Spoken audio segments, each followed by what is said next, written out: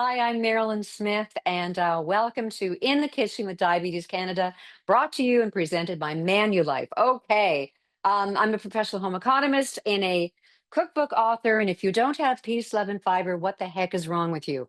Fiber is your best friend if you're living with diabetes. It's actually everybody's best friend. So if you don't have a copy, you might win one tonight, fingers crossed. But if you don't, you can order it online or go to your favorite bookstore. And so we've got some great recipe, one great recipe, and a whole bunch of other how-tos coming up.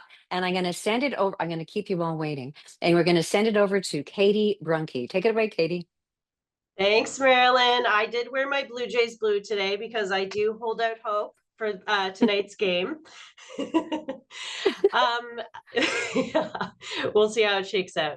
Happy to be here again for week 2 of In the Kitchen. My name's Katie Brunke. I'm a registered dietitian and certified diabetes educator, also a professional home economist. Marilyn and I go way back, and I have been working in diabetes, helping people to manage their blood sugars, their nutrition for the past 8 years. I work in community health in downtown Toronto, which keeps me very busy. And yeah, it's a great spot to be. So happy to be here again. Tonight, we're going to be talking about natural therapies and supplements. So let me know what your questions are. Happy to answer. And over to you, Kayla. Great. Thank you, Marilyn and Katie, and welcome back, everyone. I hope you all had a wonderful long weekend. My name is Kayla Runka, and I work on our education team here at Diabetes Canada, and I will be your moderator again tonight. This week is number 2 of our 4-week series, and tonight's theme is cooking for 2. We know that many of you are cooking for smaller families, and so we hope that the recipes help add some variety to your everyday. As Marilyn mentioned, we have one delicious live recipe today, the Korean beef bowl for 2 by Think Beef, brought to you by Canada Beef, and 3 bonus recipes, a Baja fish taco bowl for 2, a stovetop one-pan chicken and orzo dish that has become my family's new favorite, and a vegetarian option, a sushi salad bowl for 2 with a creamy miso dressing. The how-to segment today is how to build a balanced bowl, as in Buddha bowl, grain bowl, burrito bowl, whatever your favorite might be, as well as how to make different dressings to change up the flavor. On top of the recipes, as Katie mentioned, our education topic tonight is natural therapies and supplements, and the resource is brought to you by Novo Nordisk. Last but not least, events like this would not be possible without the support of our generous partner. In the Kitchen is proudly brought to you by our presenting partner, Manulife. We extend our heartfelt thanks to Manulife for their ongoing commitment to diabetes community and their dedication to helping Canadians live longer, better, and healthier lives. All right, I'm going to end the poll and turn it over to you, Marilyn. Yay! All right, welcome back to my kitchen. I'm a big fan of beef. Many years ago I did a lot of work with Canada Beef, so I'm really happy. I know the home economists that have created these recipes, and I'm really excited to use this one. So this is a Korean beef bowl for 2. And we're going to start off with quinoa. So quinoa, there's a lot of people think that it is a grain, but actually quinoa is a seed. And that means it's really much, it's loaded with a lot of it's very nutrient dense. Let's just go with that. So it is not a whole grain, although we eat it like a whole grain. And when you buy it, I always suggest rinsing it and use one of these strainers, because if you use the really big strainers, you'll actually just run it down the drain. So that'd be terrible. So use one of these mesh ones. I've already rinsed it. And this really is a big tip. So when you're cooking a little bit of quinoa, and because this bowl, this recipe is for 2, you need a small pot for a small amount of quinoa. So this is only a half a cup, and then I'm going to add 1 cup of water because the ratio is 1 to 2. You can't see what I'm doing. Here, I'll swirl this over so that you can see it a little bit better. And I'm going to add the 1 cup here. So I always like doing 1 cup or 1 to double. So a half a cup of quinoa to 1 cup of water. We're going to bring it to the boil, and then I'm going to reduce the heat, and it only takes about 12 minutes to cook. But what I do is I also make a big pot of it. This is like, look, this is like 3D. Anyway, so I make a big pot of it and then I freeze it. So if you wanted to do more when you go to the trouble to make it, we talked about that last week, then actually double the recipe and then you can freeze half. So the first thing we're going to do is going to talk about beef. All right, so beef is so good for you. And it got a lot of bad rap, but it's not, it's an excellent source of protein. And I think what we really what we really get concerned about as we get older is like our long-term health. And so it's got a lot of zinc in it. It's got B12, and it also has it's an excellent source of protein, and it's got that iron in it, and we need all these vitamins and minerals and nutrients, but the protein is really important. The reason being is that protein also supports bones. Okay, and a lot of people as we get older, we might be developing osteoporosis, and so as a result you need to support your bones and your muscles, so you need to be getting good quality protein. All right, so we're going to cut it against the grain. I'm using a strip loin, and I've cut it really thin. This is really crazy. My camera, I look like I'm actually in a mirror talking to myself. It's a bit freaky. Anyway, so I cut it really, really thin, but you want to cut it against the grain. And the reason that you do that, I have one little tiny piece for show and tell, and I think you can see that really well. The reason we're going to cut it against the grain is it actually further tenderizes it. So as I mentioned, this is strip loin. If you don't want to, for like a budget-friendly idea, you could totally change this up and use extra lean ground beef. And just as a food safety tip, whenever you're cutting a raw meat, could be beef or fish or chicken, use a separate cutting board and a separate knife. I'm just going to take this over to the sink. And while I do, so I'm Marilyn's assistant. My name's Siobhan, and she's just washing her hands and getting rid of all that so she doesn't cross-contaminate in the kitchen. And she'll just be back in 2 seconds. But as you see, she's already got the stove kind of heated up, and she's going to be back in 2 seconds. And hi, okay, thank you so much, Siobhan. All right, so I got the quinoa going, and I got the frying pan on, and I'm going to add 2 teaspoons of canola oil, which is one of my very favorite fats. I only use 2. I use extra virgin olive oil and canola oil, but I'm using this. I use the canola oil mostly for heat and for baking. And then we're going to add all these little strips into the pan. And I don't know if you can hear that. I put my earbuds closer, but I'm afraid I'll burn my face. Anyway, so we're just gonna, can you hear that? Can people hear that? Do you have a thumbs up for hearing? I don't know. But anyway, okay. So we're just gonna throw all the beef in here. Okay, and I gotta go wash my hands. And Marilyn's washing her hands again. Oh my gosh. She should have used a fork. She's a bit of a dummy. Anyway, so she's washing her hands. Once again, you should always wash your hands before and after you ever touch any raw protein. Thank you, Siobhan. It's like she reads my mind. Okay, so we're going to just fry it really quickly, as we're basically kind of like doing a sear. And because it's sliced so incredibly thin, oh, something exciting is happening. The quinoa started to boil. Okay, you can see, no, you can't see it. Anyway, and I'm just going to reduce it down, and I'm going to time it for, I'm going to do 10 minutes. It's usually 10 to 12.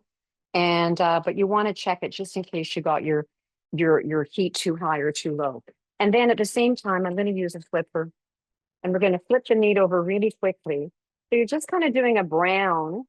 And the reason we're just doing that is it's going to develop some flavor, some extra flavor.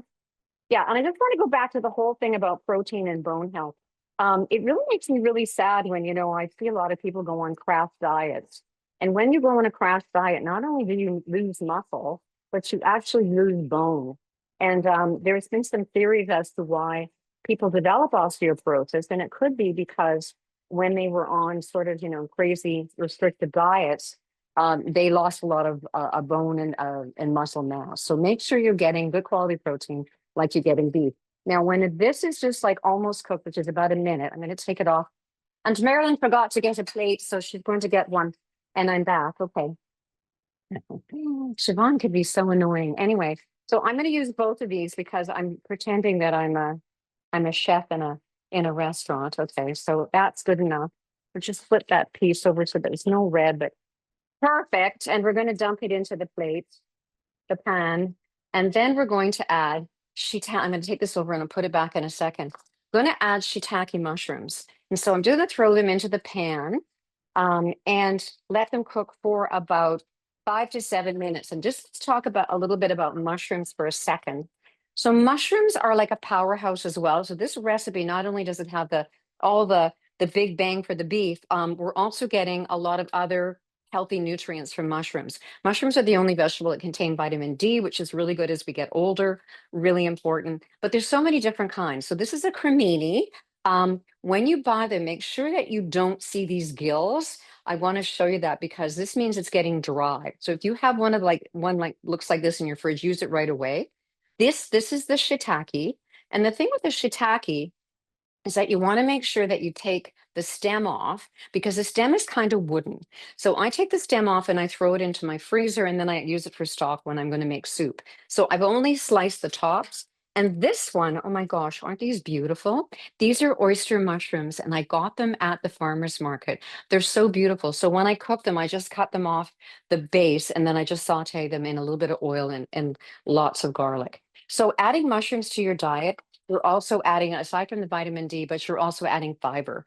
And yay. Okay, so the mushrooms, as they're cooking, we're going to assemble the other ingredients. I just want to show you that I don't want to cross-contaminate the raw beef with everything else. So I'm using a separate, a new flipper, a new stirrer for the mushrooms. Another big tip is you should leave mushrooms sit. You don't want to bump them around too much because when you bump them around, they're going to release the water and they're going to stew. And you don't want them stewing. You want to have them actually sauteing. So while that's happening, I'm going to mix up the sauce. And the sauce is really amazing. So we're adding 5 teaspoons of low sodium soy sauce. And I just saw this, so I don't know if you guys know, but I've gone back to university to get my master's in science. And we were talking about new labeling laws in class the other day. So this is one of the soy sauces that I use. If you're gluten intolerant or you're gluten free, you want to pick a soy sauce that doesn't have any wheat in it. And so Tamari will always say no wheat in it because that's just how they make it. But you want to check the label, and this has got wheat in it. So if you're glucose, sorry, if you're you don't want to have any you don't want to have any what's the word I'm looking for? Somebody tell me. It's not glucose. Yes, it is. If you you want to make sure that Gluten. you're gluten. Thank you. Glucose is sugar. So if you're Oh dear Lord. celiac Celiac. If you're or celiac or you're there you gluten go. intolerant, you don't want to use this one. You want to use tamari. But look at the new labeling law. Can you see that? So it's going to say that this is high in sodium. So as of the end of January 2026, these kind of labels are going to be on. It's going to say high in sugar, high in sodium. There's a whole bunch of other sort of warnings for Canadians. So this is an old bottle. This is the new bottle. But this is less. It's got 38% less sodium. The next ingredient is rice vinegar, and I use the one that has no sugar and no extra anything. So you want to look for that because there's a lot of them that are seasoned. You don't want the seasoned one. You want the plain one. And then we're going to add some sriracha or hot sauce, and that's your call. My husband loves spicy, so I'm putting the sriracha in. And then it also calls for a tablespoon of honey, but I like maple syrup better, so I'm going to put maple syrup in, but you could use one or the other. Whisk that up. And then it calls for a tablespoon of ginger that you're grated or minced. And I don't know whether you've seen me do this, but this is my little kind of a grater that I use for ginger. And I just make sure that I scrub the outside unless it's really gnarly. And if it's really gnarly, I'm gonna toss these around. If it's really gnarly, so if I'm not sauteing them as much as I'm flipping them so I get some color. If the skin is really gnarly, then you can peel it off with a spoon, but I actually just use the peel as long as it's scrubbed really well. So it's a tablespoon of ginger. If you don't have fresh ginger, you could use dry, but it's really easy to get ginger. So I would really suggest that you use the fresh. And then if, so for instance, you say, okay, well, what do I do with the rest of this piece of ginger? So you can stick it in the freezer like this and then grate it frozen. Or if you use it in like a tea or something, I make chai. So I just slice it thinly and then I freeze it in slices so that I don't have to try to chop it up when it's frozen. So you can freeze it like this for grating, or you can just freeze it in slices for tea. All right, so I think the mushrooms are going to be good enough. We're going to add the meat back in. And toss that around. So this is really quick. You know, I don't know. You show me your hand, your thumbs up or whatever. If you're cooking for two, because my son, who is 34, yeah, there's a lot of us out there. I had a really hard time when he left because I was cooking for six. Now, I know there was just three of us, but he ate a ton. Yeah, oh my gosh, there's so many of you out there.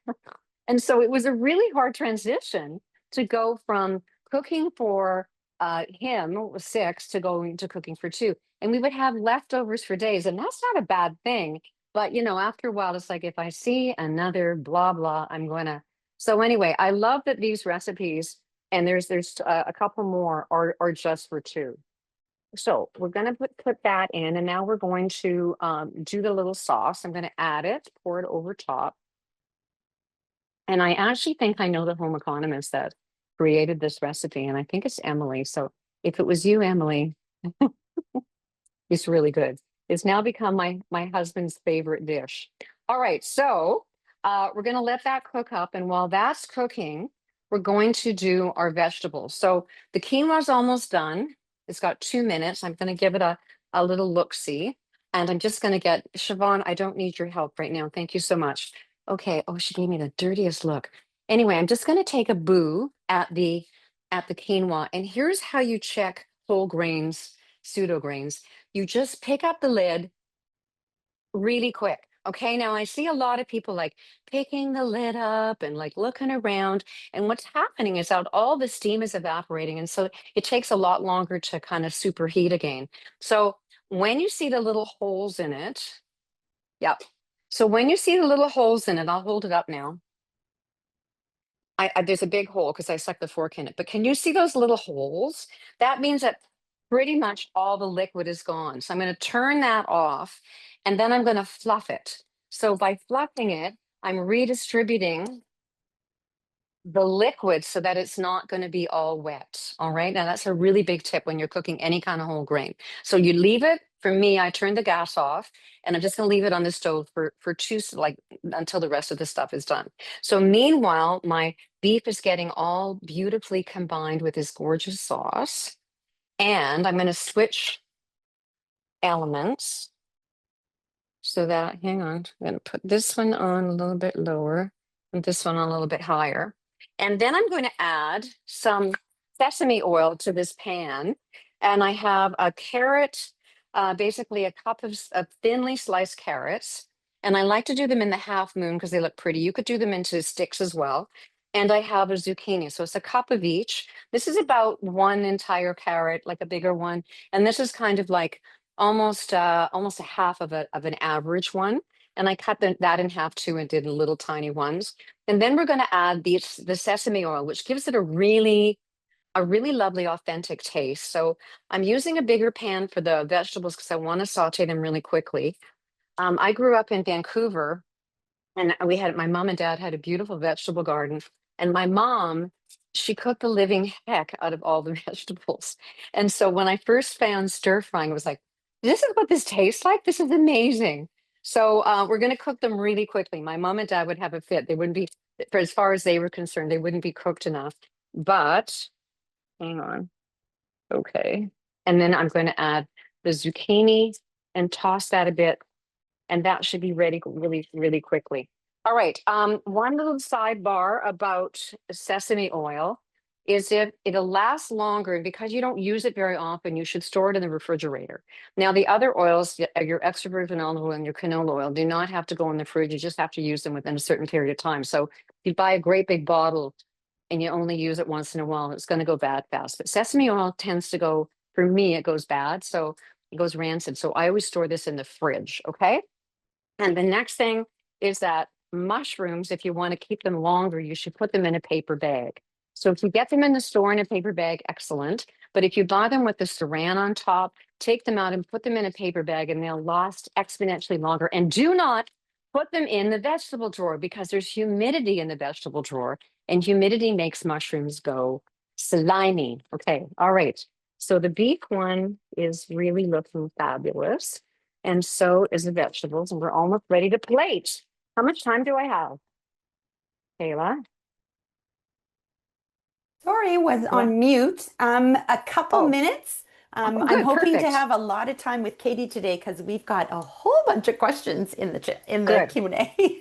Okay, good. All right, so we're gonna do the Buddha bowl, and I'll let the vegetables cook while I assemble this. So my quinoa is perfect. It's nice and fluffy. It's not wet. Like sometimes people make it and it's like soggy. That's because they didn't fluff it and let it sit. So we're going to do a half of this. This is for one serving. So about a half of that, and then we're going to add a half of the beef. Okay, here we go. Oh, now look, see, it's kind of caramelized. Can you see that? Oh my gosh, it smells so good. And my husband is circling me because he knows he's going to get this for dinner. So we're going to dump that on there. So he gets half of that and some of the beautiful sauce. And then half of these vegetables, which are just perfect. They're not overcooked, so they actually taste like what they're supposed to. And he gets half of that. And then we're going to, oh, and it went on the floor.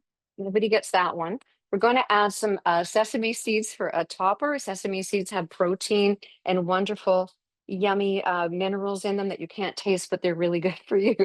And then some green onion and then a tablespoon of kimchi. And kimchi is so good for gut health. And each bowl gets 1 tablespoon. And voila, I made dinner in 15 minutes, and you can too. And it's delicious. It's a balanced bowl. So take it away, Katie. Thanks, Marilyn. That looks so good. I just love how colorful it is, and my mouth is truly watering. I'm quite jealous of Scott's portion. Okay. Katie, before you get started, I'm just going Yeah. to ask a couple, if you could give the Coles Notes version of a couple things that keep coming up in the chat. So the first one is about canola oil and being inflammatory. And are there not other healthier options than canola oil? So Yeah, canola oil has been getting a lot of bad press, and it's really unfortunate because it's such a good product. It's made in Canada. It's got a really neutral profile. It's great for cooking at high temperatures. It's got a very high smoke point. I think people get freaked out about GMOs sometimes, so there's part of that going on. But yeah, it's been completely vilified, and I think there's a lot of misinformation out there about its fatty acid composition. And in fact, there's quite a few omega 3s in canola oil. Yes, it does have omega 6s, but there are a lot of omega 6s in foods that we eat. So it's not exclusive to canola oil. And it can absolutely be part of a balanced diet. So, again, really unfortunate that it's getting such bad press for whatever reason. It kind of makes you wonder what's behind that. I choose canola oil. I recommend it to my clients. It is one of 3 oils I have in my pantry. It's a go-to. I also use olive oil for times I'm not heating the oil up, or I use sesame oil because it has such a distinctive flavor in certain dishes. So those are my go-tos. I Yeah, love that. I think. Yeah. I also think you touched on something too. It's really the reputable sources that you want to make sure that you are paying attention to on certainly social media and in the media. And there are a lot of reputable science-backed professionals that are debunking the myth about canola oil out there. So the second quick one, and this one might not be as quick, but I know certainly we talk a lot about the balanced plate. We talk about including a quarter of your plate as carbohydrates. We talk about sugar in moderation, including for those people living with diabetes. But do you want to maybe just talk about the individuality of that? Because we do get a lot of questions on, maple syrup, can I have that? Or, you know, I follow a low carbohydrate diet. So maybe just a little quick part on that and how to include or limit carbohydrates in your diet if that's the choice. Yeah, for sure. So, carbohydrates are absolutely part of a balanced diet. It's actually recommended that for most people, 45 to 60% of your intake be from high quality complex carbohydrates that are high in fiber. If you choose to go down a low carb route, that's totally fine too. Just make sure that you are working with somebody who can help mitigate risk if you're on certain medications that could cause low blood sugar or DKA. So, working with a dietitian, working with healthcare professionals that can help guide you in that way to make sure it's safe. That can also be part of a healthy diet. As a dietitian, I would say all dietitians believe for the most part that all foods fit. We don't need to be scared of foods. We can incorporate them in moderate amounts. Um, it's the things you do every single day that are going to make the biggest difference. So if you're choosing complex carbohydrates that are high in fiber, low on the glycemic index, as part of your plate, like we saw tonight with the quinoa, that's going to help maintain steady blood sugars and like throughout the day as well as after your meals. If you're choosing foods that are more processed or refined carbohydrates, they're going to increase your blood sugar. There's going to be times where you have birthday cake or you're celebrating something or in a situation where you want to try new food, and that's perfectly fine. There's little tips and tricks to help you manage your blood sugar if you do want to include those foods once in a while. But again, it's the things you do every single day that make the biggest difference, not the sort of one-off special occasions or those types of things. Okay, perfect. I'll let you talk about supplements and natural therapies, and I will remind everybody that there is a resource down in the resource section, and you will receive it by email tomorrow as well. Thank you. Yeah, I'm so happy to have this resource available. I get tons of questions about supplements in my practice. I have people bringing me things. I had a client bring me this tea recently. It really just never ends. And yeah, there's a lot of information out there, and I'll touch on what to look for good quality information. Everything, like all supplements are not created equal. So if you are going to go down the supplement route, please make sure that you're doing your research. You're also communicating with your healthcare team, your circle of care. It's really important that if you are on certain medications, especially medications that can cause low blood sugars, that the people involved in your care are aware of the things that you're taking, including supplements. With any kind of medication or change to your treatment, we always want to weigh risk versus benefit and think of supplements as plant medicine in many ways. So there are some really powerful medications out there. There's really powerful herbs out there. They might not work together. So it's really important that you know what you're taking is safe. There are some, this handout is really great at breaking down where the evidence is showing some benefit. Ultimately, when it comes to things like supplements, there's not huge bodies of research showing like magnificent effects in lowering blood sugar or A1C, but certainly they can help. It just depends on the quantity and like how you're using them. Things like omega-3s, for instance, ALA can help to improve blood sugar and cholesterol. EPA less so, it's more effective at lowering triglycerides versus blood sugar. Things like vitamin D has been shown to help in circumstances where people are low in vitamin D. And that being said, there are no cause and effect links when it comes to vitamin D and diabetes, but as Canadians, we should be trying to make sure we are getting enough vitamin D. So that would be a safe choice. We don't want to be low in vitamin D. Same goes for magnesium. Magnesium can help to improve insulin sensitivity if your levels are low. So if your levels are not low, then that might not be helpful for you. So you definitely want to check with your healthcare team to see if that would be an appropriate addition. There's certain herbs and spices like fenugreek that can be helpful in lowering blood sugar and A1C. That's more seen at higher doses. I would say it's safe to cook with these types of things versus taking it in a supplement form, because when it comes to supplements, those ingredients are at much higher doses a lot of the time, and it's not something you would naturally be consuming in food. Ginger also can be helpful for improving insulin sensitivity and reducing inflammation. And that was seen after about 3 months of consistent intake. And that was more so in supplement form. But I do think ginger's great to add to your cooking. We really want to try and be adding a lot of herbs and spices in our meals, not only not only will they potentially help with blood sugar, but it adds to that biodiversity in your diet, which is known to help improve overall health and support your wellness. So those are a few of the big ones. There's probably going to be questions about others, so go for it. All right.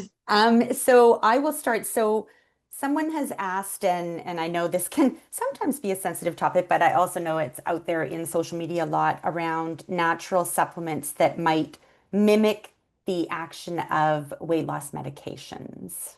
Mm, like the faux Zempics of the world, and Correct. yeah. When it comes to weight loss, unless you're taking things like Ozempic or Mounjaro or pharmaceuticals that are known to cause weight loss or support weight loss, there's not a ton of, to my knowledge, like safe supplements that are going to get you to where you need to be. When it comes to maintaining weight loss, it's really about sticking to a certain calorie level that's a deficit while maintaining your nutrition and supporting um, like getting enough protein and fiber and working in physical activity, specifically strength training.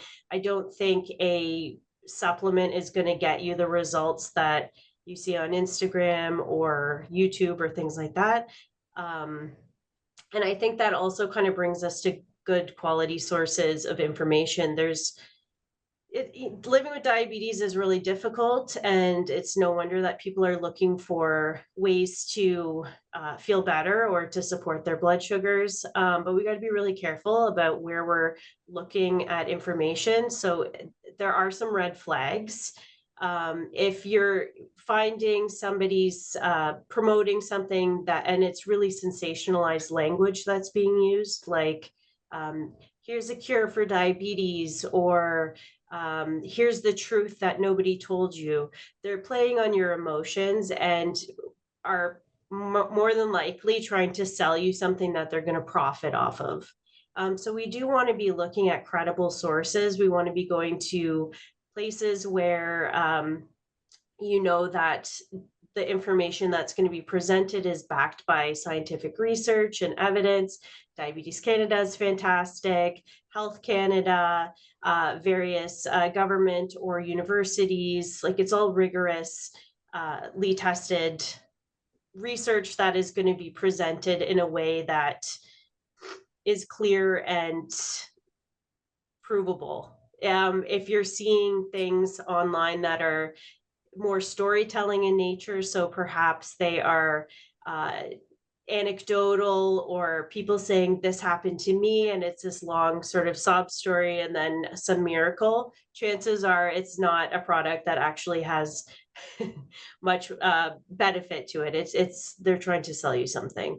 So looking at the source, if you do want to dig a little deeper when you are looking at stuff, see what they're citing and see if they're citing scientific research. Go check out those studies. Go check out to see if there's other studies that are saying the same thing. And if you're really curious, feel free to, bring this up with your healthcare providers or ask pharmacists or people that work in the business or in the area that can help to kind of steer you in the right direction without having a vested interest in the outcome. That's great. Thank you so much. Now you put it down a little too low, Marilyn.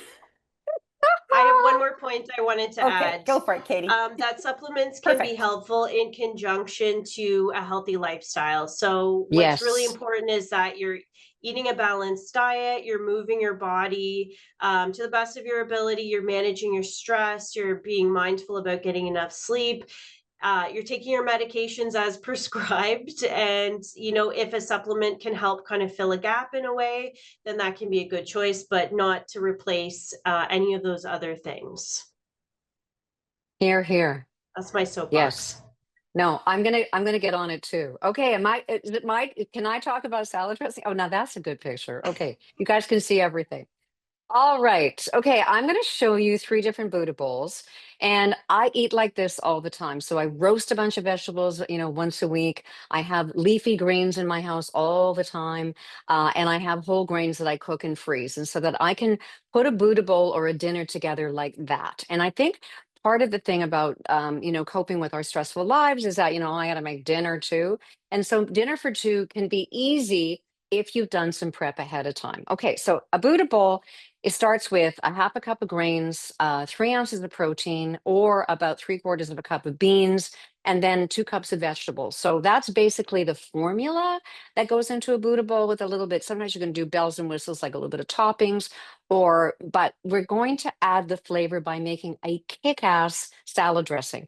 And I get asked this all the time on my Instagram. And so I'm wishing all my people on Instagram. And if you don't follow me on Instagram, go to Marilyn Smith, Mairlyn. I got a lot of funny stuff on there, but it's a lot of, nutrition information.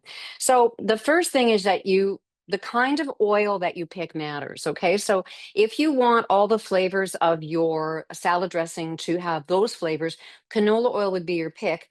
A lot of people say, oh, no, it's causing inflammation. It does not. It's been debunked. There are so many people out there with PhDs that are saying, don't listen to that guy over there that has no idea what they're talking about. So I use the canola oil when I want to have the flavors come through. So on this Buddha bowl, which is more of a taco bowl, I've used the canola oil because I have lime juice and oregano, and I really wanted the lime juice to come through. So that would be for that salad dressing. For the other ones, I use extra virgin olive oil because I don't cook with extra virgin olive oil. I just top dress. So there's different kinds that you can buy. But I think the big one to get authentic is that a lot of extra virgin olive oils need to be like, you need to look for like that VQA symbol. I think I've talked about this so many times before. So on a bottle, it should say, it should have that symbol, which means the whole thing is from Italy, not just the bottle. And you want to really making sure that you have an authentic extra virgin olive oil. Keep it in a cool, dark place so it doesn't go bad. And I go through a lot, so I get a big bottle, and I buy this at Costco. And this one actually I saw in Italy being made. Okay, well, not this bottle, but those guys. So and then the next one is vinegar. So my ratio is 1 to 1. And a lot of people don't make their salad dressing like that, but I do because I want to have 1 tablespoon of oil per serving. So 1 tablespoon for me and 1 tablespoon for my husband. So this recipe is for two. So 2 tablespoons of whatever oil that you chose. And then you're going to add the vinegar of your choice. And vinegar is going to give it a bit of more a poof. Okay. So vinegar is an acid. In this particular one, I used a little bit of white wine vinegar and some lime juice. So 1 and 1. But I'm going to add 2 tablespoons of red wine vinegar to this one because I'm making a kind of a Mediterranean kind of a salad dressing. So then I'm going to add 2 tablespoons of the red wine vinegar. Now, all the vinegars have a little bit of different acidity, and some of them are more gentle than others. So, like a regular vinegar like this, like you buy, is pretty in your face. And I don't use this kind of vinegar to cook with, but if you'd like it, then that's great. But I use it for cleaning things. Um, but if you use a rice vinegar, like the one I used in the recipe, with that has no added sugar, it's actually not as acidic. The acidity is 4.3, so it's not as acidy. Or you could use a balsamic, and I don't even know if the acidity is on this one, but it tends to be sweeter. Or you could even use, oh, that's another balsamic, or you could use white wine vinegar as well. So it depends on what kind of vinegar you add is going to add your flavor. All right, now we're going to do the bells and whistles. Now, I like garlic, and garlic is tremendously good for you. So this is about, and I'm going to put like almost 2 cloves of garlic that I microplaned. And we talked about this last week that the smaller the cut, the stronger the flavor because you have more surface area. And whenever you do garlic, I like to kind of let it oxidize for a minute. So I grated it or microplaned it earlier so that it can breathe, and it's going to have uh, all those wonderful bioavailable things that go in the night. And with this much garlic, you will never have a vampire attack. So that's a good thing. And then I'm going to add shallots. And I always cut up a shallot. This is what a shallot looks like. I always cut up a shallot at the beginning of the week, and I put it in a container and I store it in the refrigerator. And then I've got it ready for a salad dressing. Because here's the thing. If you're making homemade salad dressings, Oh, look at that. I had it already measured out. What a dum-dum. Anyway, okay. If you have all this stuff already, not the garlic per se, but if you have the shallots ready, then it's one less thing to do. Okay. And then for more flavor, oh my gosh, I just lost my earbud. Okay. Nobody talk. I can't hear you. Okay, there we go. I'm going to put in a pinch of oregano, dried oregano. If you have fresh, you could do that too, and a pinch of dried basil. Once again, you could use fresh if you wanted to. And then I'm just going to give it a shake. And this salad dressing is ready. And it is going to have so much flavor. You're never going to buy a salad dressing again. But because the garlic is in oil, you have to use this homemade one within 2 to 3 days. So I always just make enough for that meal. But if you wanted to make extra, just remember that. The reason being is that when the garlic is in there's no oxygen getting into it, so it can actually cause botulism. So that'll scare you. So just make sure that you use it within those 2 to 3 days. Okay, and then I'm just going to drizzle it on this one. This has spinach, it has white beans, it has roasted zucchini, tomatoes, and peppers, and it has barley. And there is my Buddha bowl, and it's got a little bit of feta cheese on top. This is extraordinarily delicious. It is so filling. And we're getting so many people sending in emails going, I made the recipes and I'm full. Yeah, because you see, fiber fills you up. And when the bowl is balanced, you're not missing anything. So this is why I eat like this, and I'm not living with diabetes. All right, the next one is a taco bowl. I really love this one. I made some taco meat. This is ground beef with my homemade taco seasoning. And I didn't have hardly any at all. I had like 3 ounces. So I divided in half. So 1.5 ounces. And then I added black beans as well. There's cucumbers and tomatoes. It's on a bed of kale. There's brown rice, some roasted sweet potato that I made ahead of time, a little bit of cheese, and some green onion. And this salad dressing is the 2 tablespoons of canola oil, 1 tablespoon of white wine vinegar, 1 tablespoon of the lime, and I also added the zest. It's got the shallots and it has oregano in it. And once again, I'm just going to do half on this one. And oh my goodness, there's so much flavor in this. You know, I've always said it's called salad dressing, not a salad drowning. And so when you have a salad dressing that is full of flavor, you don't need to put a gob on because you have all those flavors. And the last one is really good because you're using leftover cooked chicken or leftover cooked whatever, but this is a use of leftovers. This was roasted vegetables that I did the other night. I have roasted delicata squash, roasted broccoli. This is orange cauliflower. It doesn't have cheese sauce on. It's naturally orange. And Brussels sprouts, my favorite. And it has some quinoa. And this salad dressing I'll just move that over. It's got some Dijon mustard in it that I like, which is grainy. It's got the same amount of garlic and shallots. I used apple cider vinegar and I used extra virgin olive oil, and give this a shake. And these are also great to pack for a lunch. Like you could literally just do this whole bowl into a container and then put a little bit of your dressing in a small container. And then when you get to work and you take it out of the refrigerator, because if you left it on the desk, you'll die. You just shake it up with the dressing. It doesn't look as pretty, but it does get rid, does equally distribute. So there you go. Buddha bowls, bing, bang, boom. I have a whole bunch of Buddha bowls in Peace, Love, and Fiber. They're all quite different. If I could find them, I'd show them to you. Yeah, here's one. There's one that is da da da da da da. There's a South Asian Buddha bowl that has a lentil dal. And there's also a Mexican one as well. And I think there's one more. I can't remember. Anyway, so whatever. So Buddha bowls are the thing. They're wonderful. You do have to go buy the bowl though, because yeah, when I started making Buddha bowls, I just started buying a whole bunch of bowls because it's fun to eat out of different dishes. Okay, that was that. Any questions? Did I run out of There time? is a No, lot of questions. No, we actually have probably 5 minutes to talk about a few things. I do have okay. one more question for Katie. Um, hmm but someone is asking about if you add salt and pepper to your salad dressing. Katie or me? You. No. That's a personal choice. We don't use a lot of salt in the house. If I do, it's iodized. It's iodized table salt. I don't use all those fancy salts. I think they're a waste of money. And we do need iodine in our diets, especially if you're not doing dairy or seafood. So I don't add salt and pepper very often. Occasionally I do. For sure, pepper. My husband puts pepper on freaking everything. He does it even before he tastes anything, which really bugs me. But anyway, yeah, so more than likely I would put pepper on this, and then my husband would probably put hot sauce all over it, which is very insulting. But anyway, but no, I don't often add salt at the end. I might put it into a recipe, but not at the end. But that's a personal choice. Yeah. And then Katie, Marilyn's used apple cider vinegar, which of course stimulated a few questions about that. So Yeah, do you for want to sure. finish the supplement natural therapies session by talking a bit about apple cider vinegar, and then I will close the show.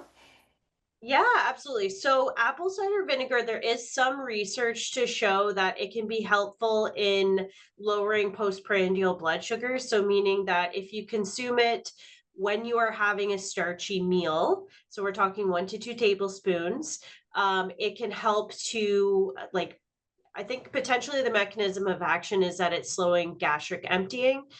So it can help to keep your blood sugars a little bit lower. What I will say though is you got to be careful with everything, obviously.